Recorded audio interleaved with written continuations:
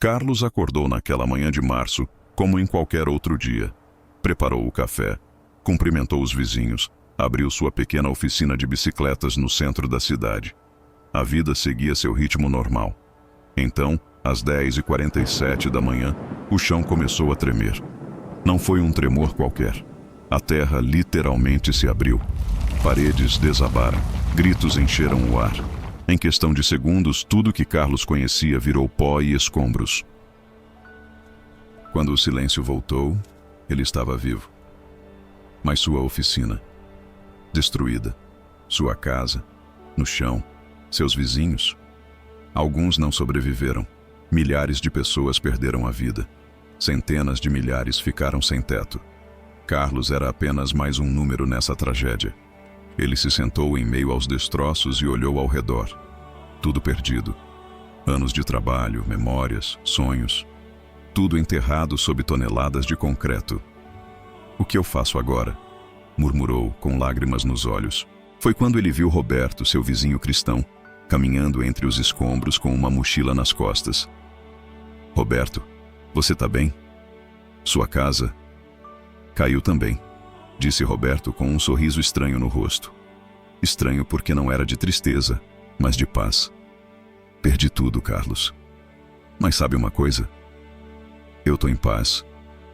Carlos não entendeu. "Como você pode estar em paz?" "Olha isso!", gritou, apontando para a devastação ao redor. Roberto se sentou ao lado dele. "Há muitos anos eu construí minha vida sobre algo que nenhum terremoto pode derrubar. Não estou falando de paredes de tijolo, Carlos. Estou falando de Jesus. Ele é minha rocha. A casa caiu, mas a rocha continua firme." "Filosofia não enche barriga, Roberto", retrucou Carlos amargo. "Não é filosofia", disse Roberto olhando nos olhos do amigo. "É o que me mantém de pé quando tudo desaba. Vou reconstruir, sim. Mas sei que minha esperança não está em paredes. Está nele." Nos dias seguintes, algo chamou a atenção de Carlos. Enquanto muitos, incluindo ele mesmo, estavam paralisados pelo desespero, Roberto estava em movimento. Ajudava a retirar escombros. Dividia sua comida. Consolava os que choravam. Sorria no meio da dor.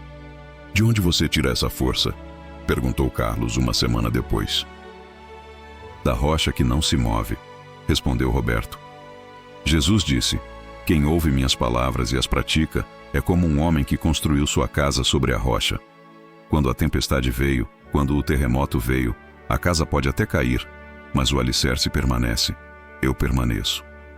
Carlos ficou em silêncio. Percebeu que passara a vida inteira construindo sobre areia. Seu trabalho, seu conforto, suas seguranças materiais. E bastou um tremor de 60 segundos para tudo desmoronar.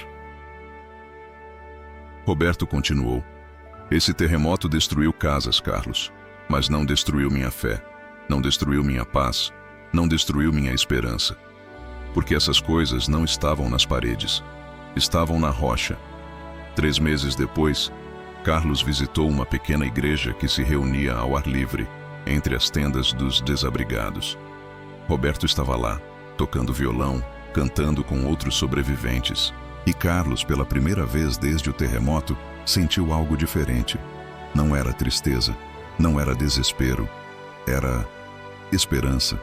Ele se aproximou, sentou-se, e quando cantaram "Jesus, rocha eterna, esconde-me em ti", as lágrimas voltaram. Mas eram lágrimas diferentes.